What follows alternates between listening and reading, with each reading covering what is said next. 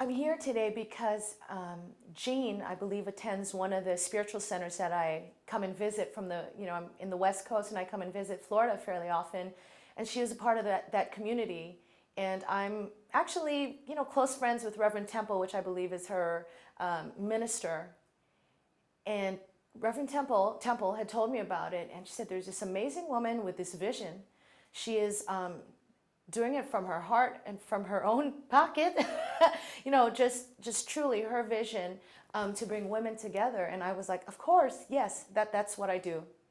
I'm really, passionate about sharing my music, one, because I believe it's empowering. It's empowering for me, and it's such a gift to know and to hear back from my fans and friends about how the music is a part of their life's journeys and their transformation. So for sure I wanted to be here. And secondly, hearing that it was celebrating women, I know in my travels in different circles, from indigenous cultures to more new age to motivational speakers and events, I've found the universal message has been about this, the return of the feminine spirit. Really the time for women, as the kahunas told me from Hawaii, the time for the wahine, the women, to reclaim their power, and the time for the men, the kane, to soften. And I've just seen it across the board. So I understand how important this event is. And even if at the very least I was to come here just to support a woman like Jean and her vision, that would have been enough.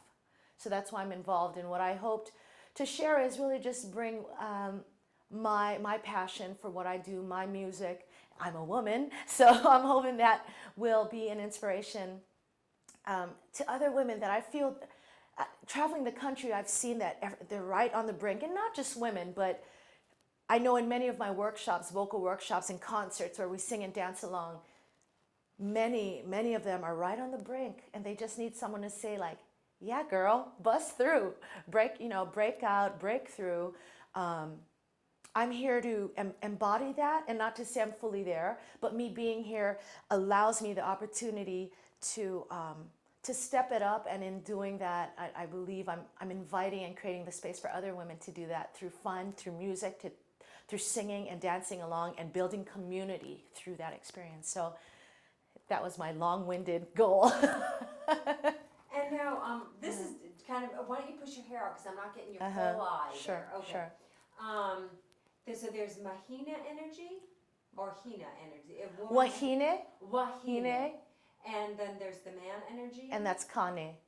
I believe if we look back in our history and look back at current times now, we'll see where that male energy, and I don't mean men, right? I mean, we both have both qualities, but I mean the male energy of being aggressive, and it has brought us to this point where a lot of our news, not our news, our lives are, we see visions of war, the greed that's going on. It's a distorted view of the beautiful energy that I think the male quality brings. But that's why I think it's so important now, those of us that are, we all hear about these end times, but I'd like to think of it as beginning times.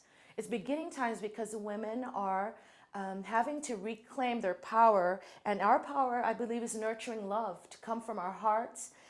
And again, I want to make clear that yes, it's the women leading this, but also the men, the beautiful men that have come forward, leaders that we're seeing now, maybe even people in your own family where you see they have softer qualities. Maybe they don't come from head base. It's time for us to choose that way, or we won't be in a position to choose anything.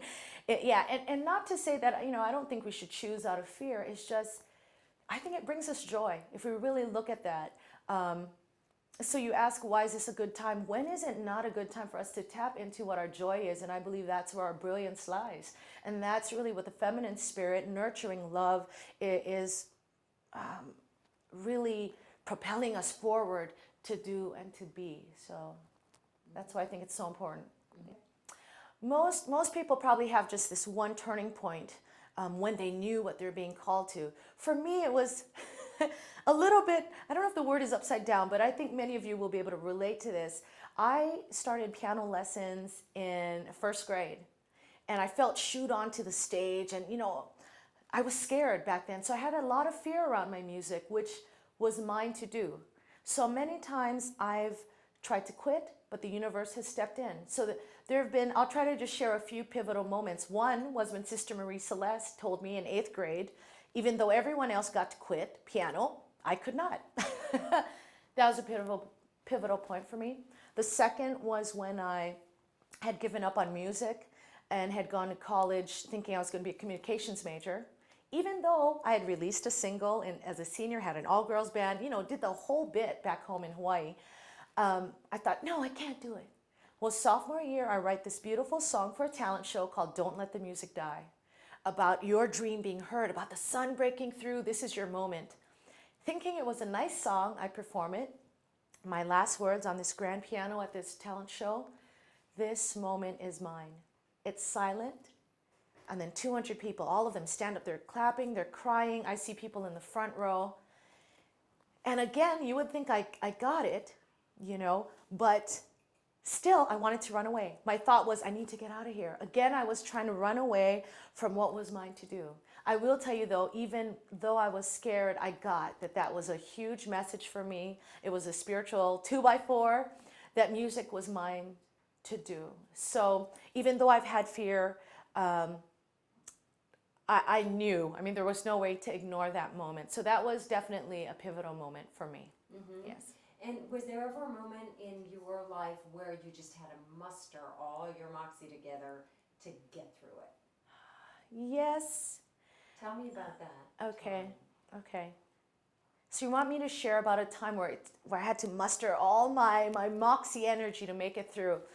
It makes me laugh because as an artist, we kind of have the stereotype of being, all the angst around your art, and I really had that. I would say, even though I had, had begun to embrace that I was to do music, probably in my later college years, still I wanted to quit because of this, it wasn't even a dance with the outside music industry world. Really, it was my doubts about myself.